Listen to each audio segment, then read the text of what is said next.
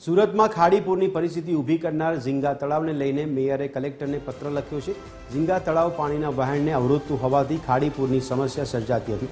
મેયરના પત્ર અને સીઆર પાટીલના આદેશ બાદ તંત્ર હરકતમાં આવ્યું। ગેરકાયદે ઝીંગા તળાવ છે તે તોડવાના આદેશ આપવામાં આવ્યા છે। ખૂબ મોટું ઓપરેશન ચાલી રહ્યું છે। 400 હેક્ટરથી વધારે જમીન ખુલ્લી કરવામાં આવી છે। સરકારી જમીન પર દબાણ કરવામાં આવે તો તાત્કાલિક કાર્યવાહી કરવામાં આવતી હોય છે।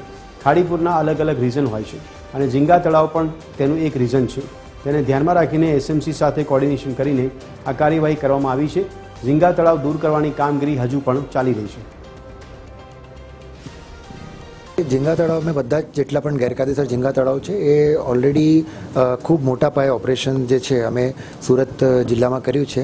400થી વધારે હેક્ટરની જમીન જે છે અમે એમાં ખુલ્લી પણ કરાઈ છે અને કોઈ પણ જે ગેરકાયદેસર તત્વો દ્વારા જે સરકારી જમીન ઉપર દબાણ કરવામાં આવે, ઝીંગા તળાવ હોય કે બીજા પણ હોય, એમાં અમે જે છે તાત્કાલિક જે છે અલગ અલગ ખાડીપુરના અલગ અલગ રીઝન્સ છે। ઝીંગા તળાવ પણ એમાંથી એક એ છે।